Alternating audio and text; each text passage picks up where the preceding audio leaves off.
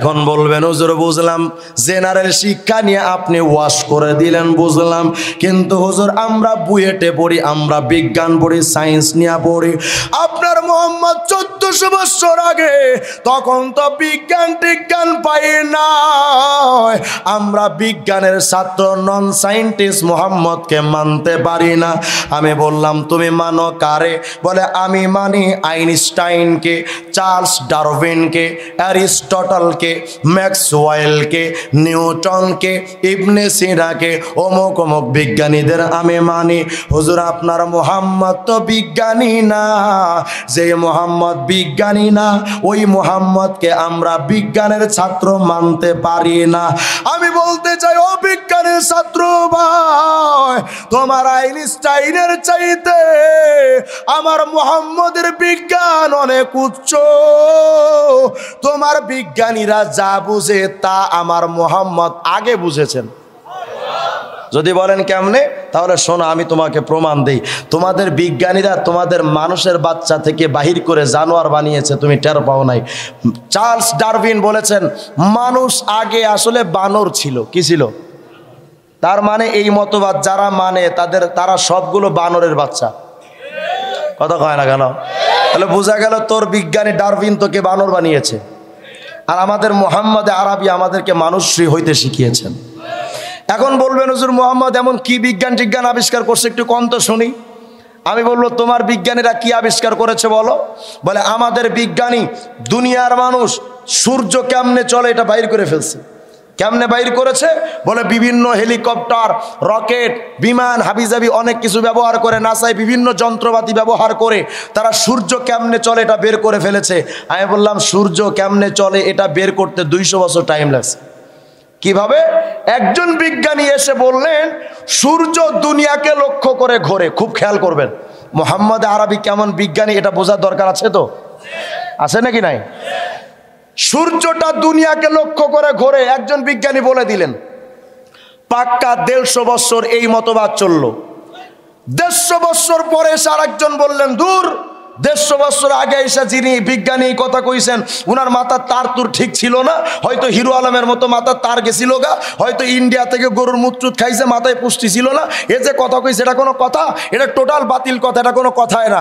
তো বিজ্ঞানীরা অন্যান্যরা জিজ্ঞেস করে ভাই আপনি এত ভুল ধরেন, তা আসলে বাস্তবতা কি? আপনি একটু কন না। কয় সূর্য দুনিয়াকে লক্ষ্য করে ঘোরে না, বরং দুনিয়া সূর্যকে লক্ষ্য করে ঘোরে। 200 বছর পরে আইসা এই মতবাদও 50 বছর চলেছে। পাক্কা 200 বছরে মারামারি করার পর আর একজন আইসা কয় আগে দুইজন বিজ্ঞানী যা বলেছে এই টোটালটাই মিছা কথা, এটা কোনো কথার মধ্যেই না, এটা ডাহা মিথ্যা কথা, এটা আসলে কোনো কথা না। তো বলে আসল কথা কি? এখনো বিজ্ঞানীরা যে মতবাদ লালন করে তারা বলছেন সূর্য দুনিয়াকে লক্ষ্য করে চলে অথবা দুনিয়া সূর্যকে লক্ষ্য করে ঘোরে, বিষয়টা এমন নয়, বরং সূর্য নিজের মতো কক্ষপথে চলে, দুনিয়া তার আপন গতিতে চলে। আরে মিয়া সাহেব, এই সামান্য সূর্যটা কেমনে চলে এটা বের করতে 200 বছর মারামারি কামড়া কামড়ি করলা, 1400 বছর টাইম নিলা। আমার নবী 1450 বছর আগে, আমার নবী 1450 বছর আগেই বলে গিয়েছেন সূরা ইয়াসিনের ভিতরে ওয়া শামসু তাজরি লিমুস্তাকাররিল, তার আপন কক্ষপথে চলে। বুঝাতে চাচ্ছি আমার নবী কোন বিজ্ঞানের সায়েন্সের কোন যন্ত্রপাতি ছাড়া, কোন আপডেট বিজ্ঞানের নাসার গবেষণা ছাড়া আমার নবী যখন যেটা বুঝে ওই বুঝটা বুঝতে তোদের বিজ্ঞানীদের অন্তত 1450 বছর টাইম লাগে। তাহলে তোদের বিজ্ঞানীকে যদি মানা যুক্তিসঙ্গত হয়, তোদের বিজ্ঞানীদের বিজ্ঞানী আমরা মুহাম্মদকে আগে মানতে পারি। বিজ্ঞানীদের মহান গুরু নবীজি, ইগাউগা মহামানব টুগাই হাইবানি, ইগাউগা মহামানব টুগাই হাইবানি। এই পৃথিবীর শ্রেষ্ঠ বিজ্ঞানীর নাম হলো মুহাম্মদ রাসূলুল্লাহ। এখন ডাক্তাররা বলবেন হুজুর বুঝলাম মুহাম্মদ বিজ্ঞানীও ছিল কিন্তু ডাক্তার ছিল না। আমি বললাম তোমরা কি ডাক্তারি করো? বলে আমরা অ্যালোপ্যাথিক ঔষধ বিক্রি করি, হোমিওপ্যাথি বিক্রি করি। ওরে আমরা বলি যার নাই কোনো গতি সে বিক্রি করে হোমিওপ্যাথি। কথা কয় না কেন? তোমরা অ্যালোপ্যাথিক আবিষ্কার করলা, হোমিও আবিষ্কার করলা, গাছের ঔষধ আবিষ্কার করলা, হার্বাল আবিষ্কার করলা, মাগার তোমরা এখনো পর্যন্ত মানুষের ঔষধের মধ্যেও ভেজাল দিলা। মানুষ পরিপূর্ণ ট্রিটমেন্ট পায় না।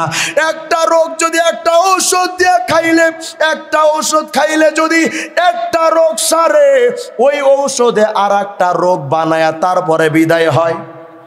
কথা কয় না কেন? কিন্তু আমার নবী এমন ডাক্তার। আবু বকর সিদ্দিক গাড়ের মধ্যে বসে আছেন, নবীজি উরুর উপরে মাথা দিয়া ঘুমিয়েছেন। আবু বকর সিদ্দিকের পায়ে সাপে একটা ঈশা দংশন করেছে। আবু বকর সিদ্দিক কিছুই বলেন না, চোখের থেকে এক ফোঁটা পানি নবীজির মুখের উপরে যখন পড়ে গেছে, পয়গম্বরের ঘুমটা ভেঙে গেল। পয়গম্বর তাকায় দেখে আবু বকর কাঁদে। ওরে ভাই আবু বকর কাঁদো কেন? বাড়ির কথা মনে পড়েছে নাকি? ইয়া রাসূলুল্লাহ, না না, আমার বাড়ির কথা মনে পড়ে নাই। তাহলে কাঁদো কেন? ইয়া রাসূলুল্লাহ, আমার পায়ে সাপে কামড় দিছে, পাহাড়ি সাপ। ওই সাপের বিষের যন্ত্রণায় আমার কান্না আসছে, চোখে পানি আসলো। নবীজি বলেন, আবু বকর কই, কোথায় তোমার কামড় দিয়েছে একটু দেখাও না। বলে, নবী এই যে পায়ের এখানে কামড় দিয়েছেন।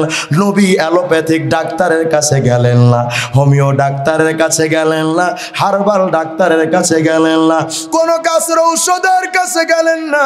নবী মুখের থুতু লাগায় দিয়েছেন, সুস্থ হয়ে গেছে। ডাক্তারদের ডাক্তার মুহাম্মদ আরবি, সুবহানাল্লাহ বলেন না। এখন যদি বলেন হুজুর বুঝলাম, মুহাম্মদের চেহারা ভালো, চরিত্র ভালো, শিক্ষা ভালো, বিজ্ঞানেও পাকা, ডাক্তারি সায়েন্সেও পাকা, কিন্তু আপনার মুহাম্মদ কিন্তু দেশ পরিচালনায় এত ভালো আছিল না। আমি বললাম, তোমরা কেমন কি দেশ চালাইতেছ আমরা জানি। 49টা বছর আমার বাংলাদেশের স্বাধীনতার বয়স হয়ে গেল। এই দেশের মানুষের স্বাধীনতার জন্য 30 লক্ষ মানুষ জীবন দিছে। আমার দেশটাকে মানুষ যেন সুখে শান্তিতে থাকতে পারে, 2 লক্ষ মানুষের ইজ্জত, মায়ে মা বোনের ইজ্জতের বিনিময় আমার দেশের স্বাধীনতা অর্জন হয়েছে। বলো না রে যুবক, বলো না, আমার বাংলাদেশে ধর্ষণ কমেছে না বাড়ছে? বলেন না। চুরি কমছে না বাড়ছে? আগে ভোট চুরি হইতো না, ওটাও শুরু হয়েছে। কথা কয় না কেন? মুসলমান ভাইরা দিন যতই যাচ্ছে দুর্নীতি বাড়তেছে না কমতেছে? তোমার এই বাংলাদেশ মাত্র 56,000 বর্গ মাইল। এই 56,000 বর্গ মাইলের মানুষগুলোকে স্বাধীনতা দেওয়ার জন্য বঙ্গবন্ধু শেখ মুজিবুর রহমান বছরের পর বছর জেল খেটেছেন। দেশের মানুষের শান্তি আনার জন্য 30 লক্ষ মানুষের জীবন দিতে হয়েছে, 2 লক্ষ মানুষের মা বোনের ইজ্জত দিতে হয়েছে। এক নেতা আসছেন গেছেন চলে গেছেন, হাজার হাজার নেতা আসছেন গেছেন, 49টা বছর চলে গেছে, আজ পর্যন্ত স্বাধীনতা আনতে পারলেন না। আমার নবী 30 লক্ষ মানুষের জীবন চান নাই। আমার নবী 50 বছর টাইম নেন নাই, মাত্র 23 বছর নিয়েছেন। একজন মানুষ 30 লক্ষ নেন নাই, একজন মানুষ 23টা বছর, সামান্য 56,000 বর্গ মাইল নয়, পুরা বিশ্বভুবনে আমার নবী জাহিলি সমাজকে পরিবর্তন করে সোনালী সমাজ তৈরি করে দিয়েছিলেন। অতএব হে যুবক সন্তান, হে যুবক ভাই ও নেতাকর্মী, আমি তোমাকে বুঝাতে চাচ্ছি, সামান্য 56,000 বর্গ মাইলের দেশটাকে অসমাপ্ত স্বাধীনতা, অসমাপ্ত মানুষের কপালে অসমাপ্ত শান্তি আনার পরও বঙ্গবন্ধুকে মানা যদি যুক্তিসঙ্গত হয়, বিশ্ব মানবতার বুকে যেই নবী স্বাধীনতা এনেছেন, বঙ্গবন্ধুর আগে মুহাম্মদকে মানা দরকার। তুমি আমার নবীকে কোন দিকে বাদ দিতে চাও? নেতা হিসেবে আমার নবী শ্রেষ্ঠ নেতা ছিলেন, বিচারপতি হিসেবে আমার নবী শ্রেষ্ঠ বিচারপতি ছিলেন। আরে তোমাদের নেতারা কেমন বিচার করে তা তো আমরা জানি। নিজের দলের লোকরা যদি ধর্ষণ করে ধরা খায়, তার কোনো বিচার নাই, মজনু পাগলারে জেলখানায় ঢুকায়। কথা কয় না কেন? আমার নবী এমন বিচারপতি, মাখজুমি মহিলা, নিজের পরিবারের একজন মহিলা ফাতেমা নাম চুরি করেছে, নবীজির কাছে সুপারিশ করা হলো, নবী আপনি একটু মাফ টাফ কইরা দেন না। ফাতালাওয়ানা ওয়াজহুন নবী, নবীর চেহারাটা লাল হয়ে গেছে। ও উসামা আতাশফাউ ফি হাদ্দিম মিন হুদুদিল্লাহ, আল্লাহর বিধানের ব্যাপারে তুমি আমার কাছে সুপারিশ করো। শোনো উসামা, লাউ আন্না ফাতেমাতা বিনতা মুহাম্মদ লাউ সারাকাত লাকাতাতু ইয়াদাহা, আজ আমার পরিবারের একজন মহিলা ফাতেমা কেন, আমার কলিজার টুকরা ফাতেমাও যদি চুরি করত, আমি আমার ফাতেমার হাতও কেটে ফেলে দিতাম। তাহলে বিচারপতি হিসেবে শ্রেষ্ঠ বিচারপতি মুহাম্মদ রাসূলুল্লাহ, সুবহানাল্লাহ বলেন না? আজ আমার মূল কথা হলো, এখন আজ আমাদের বাংলাদেশে অনেকে বলেন ডিজিটাল যুগে 1400 বছর আগের মুহাম্মদের মতবাদ চলে না। 1400 বছর আগের পুরান মতবাদ ডিজিটাল যুগে চলে না। আরে মূর্খ, তোমার তো জানা উচিত, তোমার যে সংবিধান তৈরি হয়েছে গণতন্ত্রের মাধ্যমে, তোমরা যে রাজনীতি করো গণতন্ত্রের মাধ্যমে, তোমার গণতন্ত্রের জন্ম ইসলাম আসার কয়েকশো বছর খ্রিস্টপূর্ব 5ম শতাব্দীতে অ্যাথেন্সে তোমার গণতন্ত্রের জন্ম। 1400 বছর আগের ইসলামকে যদি পুরান যুগের ইতিহাস হিসেবে বাদ দিতে হয়, 2000 বছর আগের গণতন্ত্রকে ঝাঁটা পিটা করে দেশ থেকে তাড়ানো দরকার। এখন আবার আইসা কিছু কিছু লোকেরা কয়, 71 টিভিতে আইসা বলতেছেন আরে ভিন্ন দেশের সংস্কৃতি, ওটা বাংলাদেশে চলে না, এটা কোনো সংস্কৃতি হইল? বাংলাদেশ একটা স্বাধীন ভূখণ্ড, এই স্বাধীন ভূখণ্ডে 1400 বছর আগের ভিন্ন দেশের মতবাদ কেন চলে? দিদি ভাবি, আমরা জানি আপনার কথা, আপনারা আসলে কোন অ্যাঙ্গেলে কথা বলতে চান, আপনারা যেই অ্যাঙ্গেলে কথা বলতে চান আমাদের জবাব আছে। ভিন্ন দেশের সংস্কৃতি যদি আমার বাংলাদেশ চলতে না দেওয়া যায়, তোমরা যেই জাতীয় সঙ্গীত গাও, এই জাতীয় সঙ্গীত ইন্ডিয়ার রবি ঠাকুরের জাতীয় সঙ্গীতকে আগে বন্ধ করা দরকার। আমাদের রাশেদ খান মেনন সাহেব বলেছেন, সৌদি আরবের বোরখা, সৌদি আরবের নিকাব, সৌদি আরবের হিজাব, এগুলো বাংলাদেশে চলতে দেওয়া যায় না। মেনন সাহেব, সৌদি আরবের সংস্কৃতি যদি ভিন্ন দেশের সংস্কৃতি হিসেবে সেটা বাদ দেওয়া যুক্তিসঙ্গত হয়, তুমি যে রাজনীতি করো, তোমার সমাজতন্ত্রের রাজনীতি, রাশিয়ার লেনিনের রাজনীতি, ভিন্ন দেশের সংস্কৃতি হিসেবে ইসলামকে যদি বাদ দিতে হয়, তোমার সমাজতন্ত্রের রাজনীতির কপালে সুতা মারা দরকার। তোমরা কি জন্য আমার মুহাম্মদকে বাদ দিতে চাও? কি অপরাধ মুহাম্মদের? মুহাম্মদ চুরির বিরুদ্ধে কথা বলেছিলেন, এটাই অপরাধ? মুহাম্মদ তোমাদের সুষ্ঠু মানুষ হতে বলেছিলেন, এটাই অপরাধ? আরে মিয়া সাহেব, তুমি কোন নেতাকে মানো? আমার নেতার কথা শোনো, আমি আমার নেতার কথা বলি। তোমার নেতা কয়দিন তোমার জন্য মার খাইছে কও? তোমার নেতা কয়দিন তোমার জন্য জেল খেটেছে কও? তোমার নেতা কয়দিন তোমার জন্য দেশ ছেড়েছেন বলো? কিন্তু তোমার আমার নবী তোমার আমার জন্য 3.5 বছর জেল কেটেছেন শিয়াবে আবি তালেবের ভিতরে। 3.5 বছর পর্যন্ত নবীজি জেল কেটেছেন তোমার আমার জন্য। তোমার আমার নবী পবিত্র মক্কা মুকাররমা নিজের ঘর বাড়ি ছাইরা মদিনায় হিজরত করেছেন। তোমার আমার নবী তোমার আমার জন্য মার খাইছে। ওরে যুবক, কেমন মার খাইছে জানো? ওদের প্রান্তরে নবীজির মাথা বরাবর জোরসে একটা পাথর নিক্ষেপ করেছে একজন। নবীজির মাথা মোবারকটা ফেটে কপাল থেকে রক্ত ফিনকি দিয়া বাহির হতে শুরু করলো। আল্লাহর নবী রক্তগুলো দেখা পুরা মুখটা রক্তাক্ত হয়ে গেছে।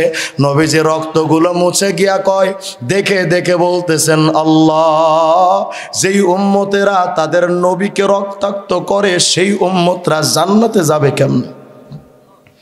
মার খেয়েও যিনি ওদের জান্নাতের চিন্তা করেন, তার সেই নেতার নাম মুহাম্মদ রাসূলুল্লাহ। হযরতে মালিক ইবনে সিনান দেখেন নবীর মুখে রক্ত। মালিক ইবনে সিনান নবীজির কাছে আইসা নবীজির মুখের সাথে মুখটা লাগাইছে। নবীজি রক্ত মোবারকটা মালিক ইবনে সিনান মুখ দিয়া চুষে নিয়েছেন। আল্লাহর নবী ডাক দিয়া বলেন, মালিক, তুমি যে কামটা আজকে করলা, আল্লাহ পাক তোমাকে জাহান্নামে দেবে না। হযরতে তালহা রাদিয়াল্লাহু তাআলা আনহু দেখেন নবীজি উহুদের প্রান্তরে একটা জায়গায় পড়ে আছেন। নবীজি চাইতেছেন একটু উপরে পাহাড়ের উপরে উঠবেন, কিন্তু নবীর শরীরটা এত ক্লান্ত, এত মার খাইছে তোমার আমার নবীজি। আল্লাহর নবী কিভাবে পাহাড়ে উঠবেন, শক্তি নাই। হযরতে তালহা নিজের পিঠটা বিছায়া দিয়েছেন, পয়গম্বর আপনি আমার পিঠের উপরে পা রাইখা ভর করে এরপরে উপরে উঠেন। আল্লাহর নবী হযরতে তালহার দৃশ্য দেখা কয়, তালহা আল্লাহ পাক তোমার জন্য জান্নাতকে ওয়াজিব করে দিয়েছেন। আল্লাহর নবী এক জায়গায় পড়ে আছেন, সাহাবায়ে কেরাম উহুদের প্রান্তরে ছত্রভঙ্গ হয়ে গেছে, এক একজন এক এক দিকে দৌড়াইতেছেন। পয়গম্বর নিজের জায়গা থেকে এক চুল পরিমাণ পিছপা হন না।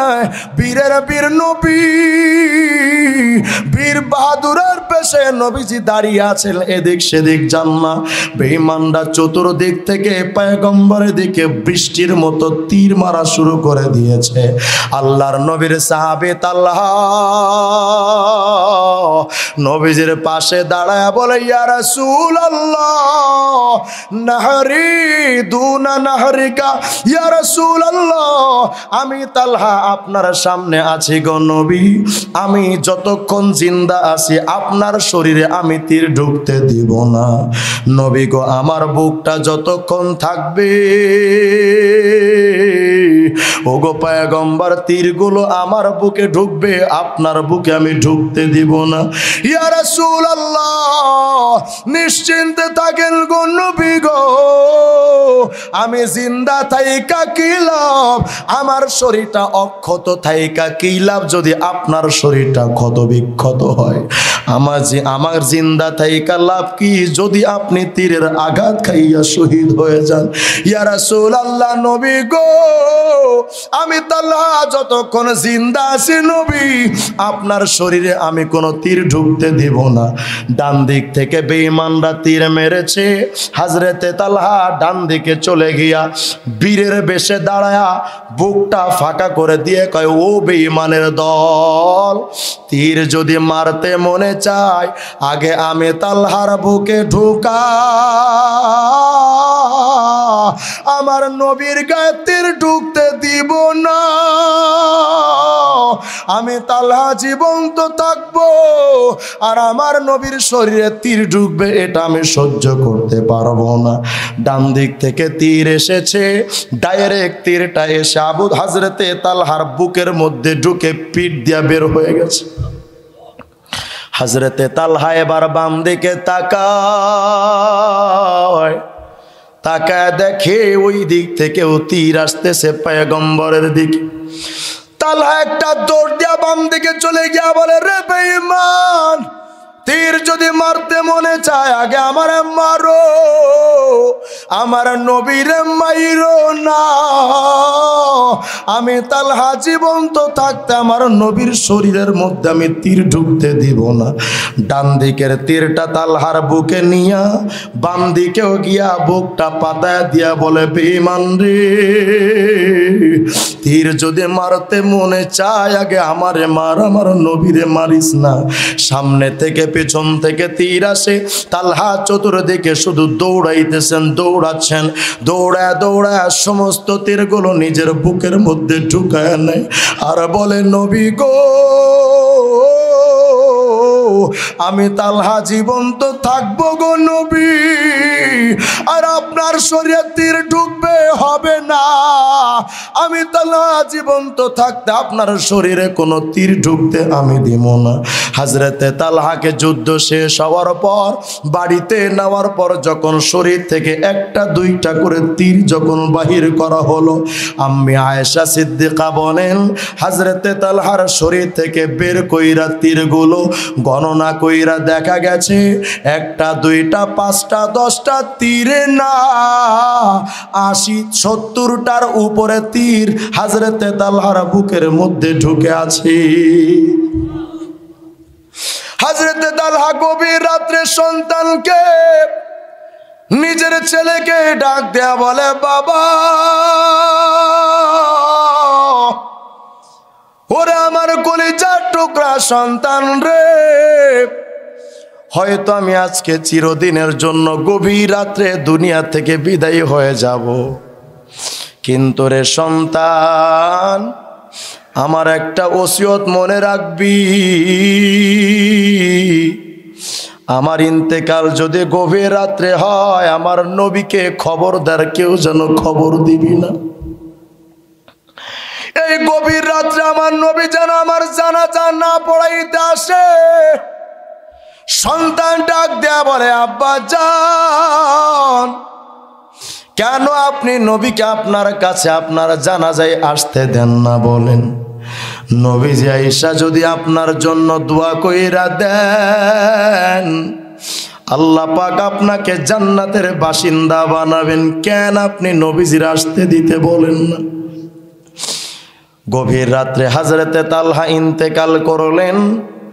গভীর রাত্রে দাফন কাফন সবকিছু বন্দোবস্ত হয়ে কবরস্থ করা হলো। সকালবেলা মুয়াজ্জিন রাসূল হযরতে বেলাল নবীজির ঘরে এসে টোকা দিয়া বলে, পয়গম্বর, একটি কথা বলতে আমি আসি। হযরতে বেলালের চোখ দিয়া পানি টপ টপ করে পড়তেছে। নবীজি বলে, ও বেলাল, কেন তুমি কাঁদো? কেউ কি তোমারে মেরেছে নাকি রে বেলাল? কেন রে তুমি কাঁদো? হযরতে বেলাল বলে, ইয়া রাসূলুল্লাহ, কেউ আমার মারে নাই, কেউ আমাকে গালিগালাজ করে নাই। তাহলে রে বেলাল কেন কাঁদো? ইয়া রাসূলুল্লাহ, কাঁদি এই জন্য, আপনার আশিক তালহা দুনিয়া থেকে চলে গেছে। আল্লাহর নবী চোখের থেকে টপ টপ করে পানি পড়তেছে আর বলে, বেলাল, কোথায় আমার তলহার কাছে আমার একটু নিয়ে যাও, আমি তলহার কাছে যাবো। বেলাল রে, আমার তালহা কই? তালহার কাছে আমার নিয়ে যাও। হযরতে বেলাল বলে, ইয়া রাসূলুল্লাহ, তালহা কেমনে তালহার কাছে যাবেন? তালহাকে তো কবর দিয়ে আসছি, তালহা তো দুনিয়াতে নাই। আল্লাহর নবী বলে, বেলাল, কেন আমারে খবর দিলি না?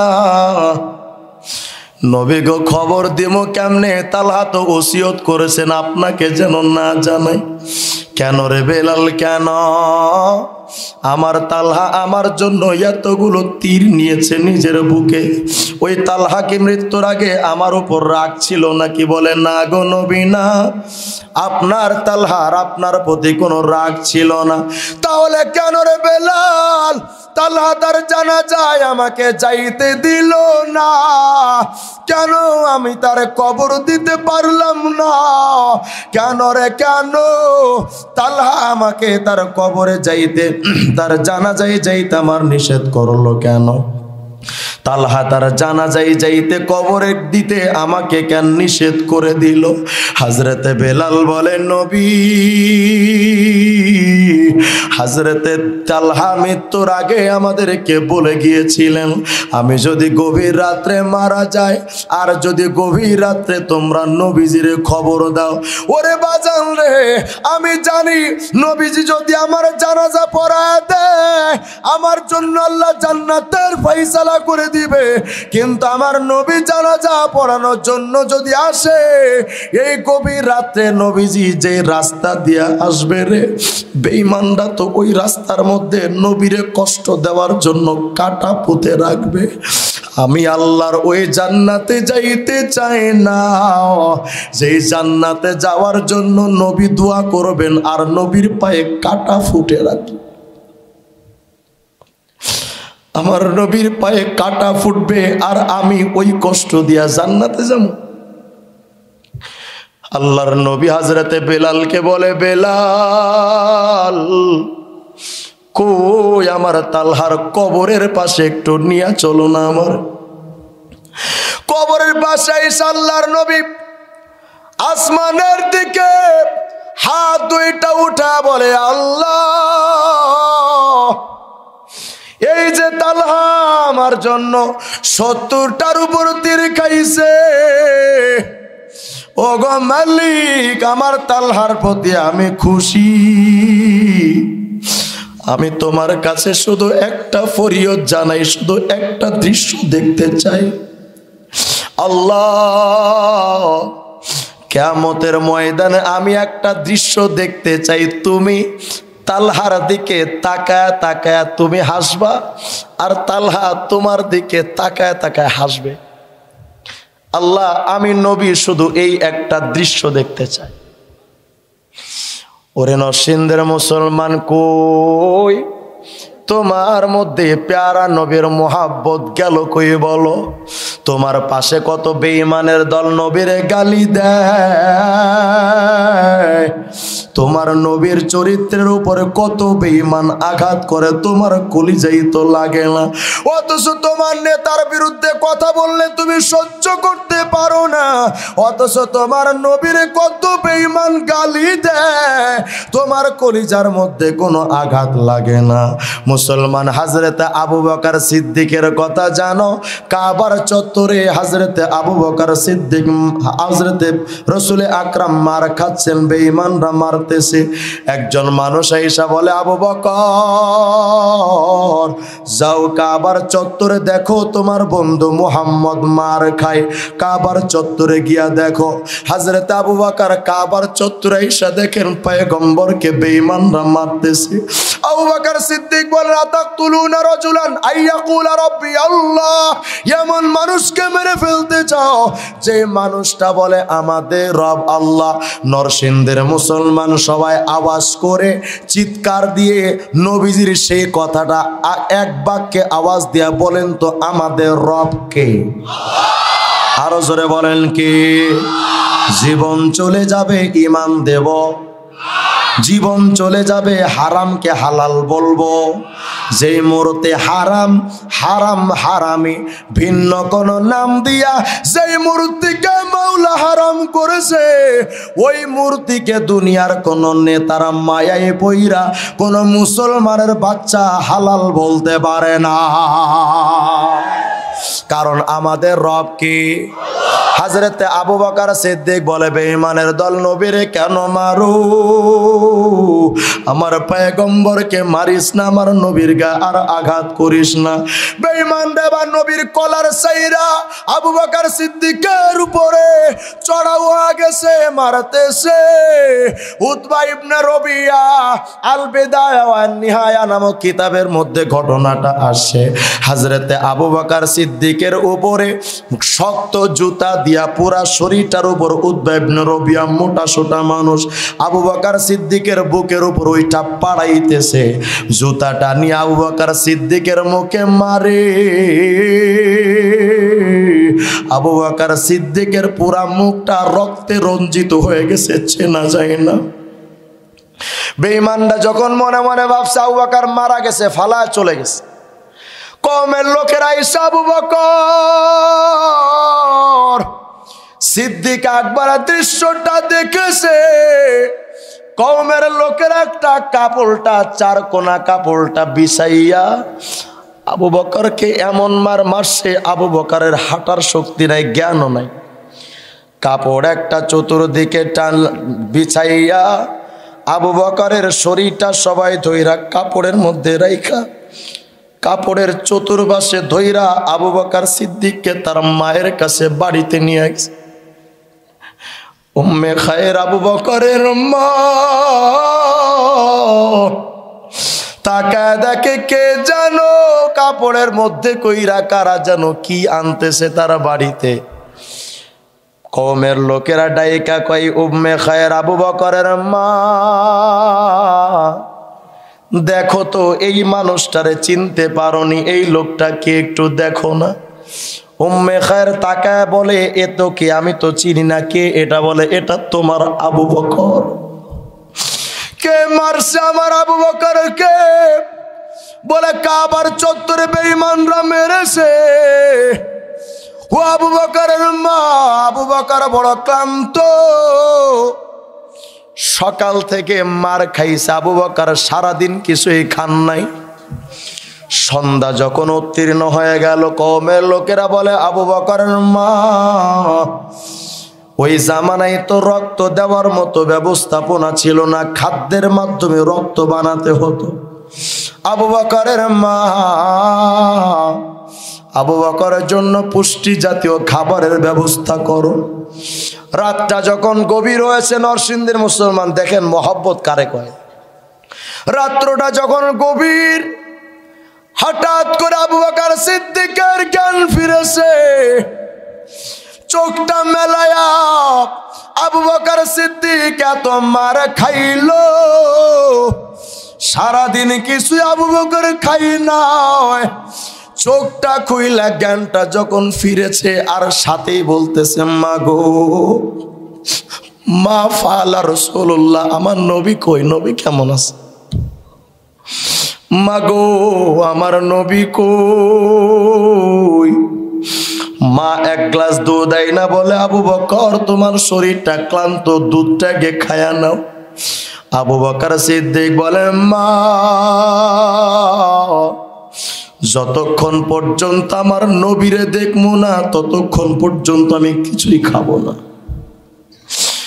ঘটনা লম্বা। নবীজির কাছে আবু বকরকে নেওয়া হলো। মায়ের কাঁধের উপর একটা হাত, উম্মে জামিলের কাঁধে একটা হাত রাইখা পা দুইটা হেসরাইতে হেসরাইতে নবীজির দরওয়াজায় দারে আর কামে গিয়া হাজির হয়ে গেলেন। নবীজি তাকায় দেখেন আবু বকরের দৃশ্য এইটা। আবু বকরকে জড়ায়া মাথায় চুমা খায়। আল্লাহর নবী বলে, আবু বকর তুমি কত কষ্ট করছো দিনের জন্য। একদিন নবীজি আবু বকরকে ডেকে বলছিলেন, আবু বকর তোমার ঋণ আমি শোধ করতে পারলাম না রে আবু বকর, কিন্তু আল্লাহর কাছে দোয়া কইরা যায় কিয়ামতে আল্লাহ পাক যেন আমার পক্ষ থেকে তোমার ঋণটা শোধ কইরা দেয়। কিয়ামতের ময়দানে সমস্ত উম্মতেরা যখন দৌড়াবে, নবীজির কাছে ঈসা বলে, পয়গম্বর আল্লাহর কাছে বলে দেন বিচারটা হয়ে যাক। মাকামে মাহমুদ থেকে সেজদা থেকে মাথা উঠায় আল্লাহর কাছে বলবেন, নবীজি বলবেন, আল্লাহ বিচারের কামটা শুরু করো। আল্লাহ পাক বলবেন, নবী মুহাম্মদ কারে দিয়া বিচার কর্ম সেই লোকটারে আগে আমার কাছে হাজির করো। কারে দিয়া বিচার কর্ম কও। হযরতে রাসূল সবার দিকে তাকায় দেখবেন, না না না, কাউরে চলে না। দেখতে দেখতে দেখতে দেখতে অবশেষে তাকায় দেখবেন পাশে আবু বকর দাঁড়ায় রইছে। আবু বকরের চেহারার দিকে তাকায়া নবীজি হাদিসের মধ্যে আসে হাতের বাহুটা ধরবেন, হাতের বাহুটা ধইরা বলবেন, আবু বকর মালিকের সামনে যাও, তোমার দিয়া বিচারটা শুরু করতে চাই। আবু বকর রে, আমি চাই আল্লাহ পাক বিচারের কাজটা তোমারে দিয়া শুরু করুক। আল্লাহ পাকের হাবিবের সাহাবী আবু বকর বলবেন, নবী মাপ চাই, আমাকে আগে আপনি পাঠায়েন না, না জানি আল্লাহ আমার সাথে আজকে কি ব্যবহার করবেন। আবু বকর, আমি নবী বলেছি তুমি যাও না, আল্লাহর সামনে তুমি যাও, তোমার দিয়া বিচারটা শুরু হবে। হাদিসের মধ্যে আসছে, খুতবাতে জুলফিকারের মধ্যে পড়েছিলাম, আল্লাহ পাকের নবীর সাহাবী আবু বকর সিদ্দিক এবার আরশে আজিমের নিচে সেজদায় পড়ে কাঁদতে থাকবেন। আল্লাহ পাক বলবেন, ইয়া আবু বকর ইরফা রাসাক, মাথা উঠা রে। আবু বকর কাঁদিছে না, কেন তুমি কাঁদো, কেন তুমি কাঁদতেছো, তোমার চোখে পানি কেন রে আবু বকর? আবু বকর বলবে, মাওলা আমি তো বড় গুনাহগার, না জানি আমার ঠিকানা জান্নাত হবে কি, না জানি আমার ঠিকানা জান্নাত জাহান্নাম হবে কিনা। আল্লাহ না জানি কি বিচারটা আজকে তুমি করবা। আল্লাহ ডাক দিয়ে বলবেন, আবু বকর রে আমার নবী দুনিয়াতে একটা কথা বলেছিলেন, তোমার হয়তো মনে নাই। আমার নবী বলেছিলেন তিনি তোমার ঋণটা আমার নবী শোধ করতে পারে নাই। তুমি দ্বীনের জন্য, নবীর জন্য এত কষ্ট করেছো, তোমার ঋণটা আমার নবী শোধ করতে না পাইরা আমার কাছে জিম্মেদারি দিয়েছিলেন, আমি যেন তার দায়িত্বটা পরিশোধ করে দেই। আবু বকর, আজকে কিয়ামতের ময়দানে ওরে আবু বকর, তোমার কোনো হিসাব আমি নেব না। ওই যে জান্নাতের 8টা দরজা খোলা, যেই দরজা দিয়ে মনে চাই ওই দরজা দিয়ে জান্নাতে ঢুইকা যাও। নরসিংদীর মুসলমান, ঘটনা বলা উদ্দেশ্য না, শুধু আমার একটা টার্গেট ছিল। এই দুটি ঘটনা বলার পেছনে একটাই টার্গেট ছিল। আল্লাহ পাকের হাবিব বলেন, মান আহাব্বানি কানা মাইয়া ফিল জান্নাহ, আমাকে যদি কেউ ভালোবাসো আমার সাথে জান্নাতে থাকবা। প্রশ্ন, হুজুর নবী তো নাই, নবীকে মহব্বত করব কেমনে? পয়গম্বর দুনিয়া যদি থাকতেন, নবীর ডানে বামে থাকতাম, নবীর থেকে আলাদা হইতাম না, ভালোবাসতাম। কিন্তু নবী নাই, নবীকে মহব্বত করব কেমনে? পয়গম্বর বলেন, মান আতাআনি ফাকাত আহাব্বানি, আমার মতো চুল কাটবি, আমার মতো দাড়ি রাখবি, আমার মতো পোশাক পরবি, আমার মতো সর্বজীবনটা সর্বক্ষেত্রটা আমার মতো চালাবি। উম্মত, আমি নবীর সুন্নাত তরিকায় যদি জীবন চালাতে পারো, আবু তালহা, আবু বকর, তালহা, তারা আমার জন্য জীবন দিয়া যেই কষ্ট করে আমার সাথে জান্নাতে থাকবে, তোমরা যদি সুন্নাত পালন করো ওদের মতো একই সাথে জান্নাতে থাকবা। এই জন্য ভাই, আর কারো তন্ত্র মন্ত্র মানার সুযোগ নেই। চুল কাটবেন নবীজির মতো, বাথরুমে যাবেন নবী যেভাবে যেতেন, বের হবেন যেভাবে বের হতেন, মসজিদে যাবেন বের হবেন যেভাবে নবীজি বের হতেন, কাপড় যেভাবে নবী পরতেন সেভাবে পরবেন। টোটাল লাইফটা মুহাম্মদ আরবির মতো করে জীবন চালাতে হবে। যদি চালাতে পারেন তাহলে আমার এই আজকের পুরা আলোচনাটাও সার্থক, আমার জীবন সার্থক, আপনাদের জীবন সার্থক। জান্নাতে যাওয়ার একমাত্র পথ হলো নবীর সুন্নাত। সুন্নাত ছাড়া জান্নাতে যাওয়ার সুযোগ, কথা কয় না, সুযোগ। এখন তো অনেক বাবারা জান্নাতের সার্টিফিকেট দিয়ে দেয়, আবার গান বানাইছে, চলো রে দরবারে ভাই হজ করিতে মোরা মাঝ ভান্ডারে যাই। আছে না নাই? এই বাংলাদেশে গাঞ্জা টানার সবচাইতে নিরাপদ জায়গা ভণ্ডদের মাজার, এর চাইতে নিরাপদ জায়গা আর নাই। এই জন্য আমি বললাম গানটা তো এমন ছিল, শোনো রে মুসলমান ভাই গাঞ্জা টানতে ওরা মাঝ ভান্ডারে যায়, আমার মরণকালে ঢোলবাসি বাজাইও, দরবারি ভাইও মরণকালে ঢোলবাসি বাজাইও। কালেমা কালামও নাই, কোনো কিছুর দরকার নাই, কালেমা কালামও নাই, কোনো কিছুর দরকার নাই, গাউস পাকের গুণ কীর্তন কইরো। নাউজুবিল্লাহ বলবেন না? ওর কালেমাও দরকার নাই, কালামও দরকার নাই। বললাম তোর জান্নাতও দরকার নাই, আল্লাহকেও দরকার নাই। মৃত্যুর সময় তুই কালেমা নিয়ে যাবি, এবার কয় গান বাজনা দিয়ে আমার বিদায় করিস। শয়তানে কেমনে পেশাব করছে মাথায়, চিন্তা করে। কোন পীর আপনাকে জান্নাতে নিতে পারবে? বলেন পারবে? নবীজি যদি ইচ্ছা করেন কোন বেঈমানকে জান্নাতে নিতে পারবেন? কথা কয় না কেন? কয় পারবেন। নিজের চাচা আবু তালেবকে জান্নাতে নেওয়ার ক্ষমতা নবীজির নাই। কথা কয় না কেন? যেই নবী নিজের চাচা আবু তালেবকে জান্নাতে নিতে পারবেন না, নবীর এতটুকু ক্ষমতা নাই, তোমার পীর তোমাকে জান্নাতে নিবে? দুনিয়ায় যে পীরের কথা মানছো, এই পীরের কথাই চইলা অনেক পীর তো এখন পরনে কাপড়ও নাই। গত কয়েকদিন আগে আমাদের বাংলাদেশ থেকে একজন বাবা গেছেন গা, বাবার নাম ছিল বাবা দেওয়ানবাগি। আল্লাহ পাক উনাকে এমনভাবে দুনিয়াতে রাখছিলেন, আমরা তো পেট চুলকাই এখানে, আর উনি চুলকাতেন এখানে। পেটটার দিকে তাকাইলে মনে হতো পুরা 3 বছরের গর্ভবতী। এ হারামি কয় হযরতে মা ফাতেমা আমার বউ। নাউজুবিল্লাহ, আসতে বললেন। কয় মা ফাতেমা, মা ডাকে আগে, আবার কয় মানে আমার বউ। আগে ডাকে মা, আবার কয় বউ। এটা কি সম্ভব? কত বড় ঠাড়া পড়ছে কপালে, চিন্তা করেন। আল্লাহ পাক গজবটাকে নিয়ে গেছেন। আরো গজব বাংলাদেশে আছে। হিন্দুদের মা আছে আর তাহিরি ভাইদের বাপ আছে। হিন্দুদের মা আছে বাপ নাই, তাহিরি ভাইদের বাপ আছে মা নাই। কিন্তু হিন্দুরাও সেজদা দেয় পীরের সামনে, হিন্দুরা দুর্গা মায়ের সামনে গিয়া সেজদা দেয়, তাহিরি ভাইরা পীরের পায়ে গিয়া সেজদা দেয়। ওই হিন্দু এই তাহিরি কোনো তফাৎ নাই। কথা কয় না কেন? যারা পীরের পায়ে গিয়া সেজদা দেয় তারা মুশরিক। তারা কি? পীরের পায়ে সেজদা দেওয়া হালাল না হারাম? হালাল না হারাম? কোন পীরের পায়ে সেজদা দিবেন না। সন্তান চাবেন কার কাছে?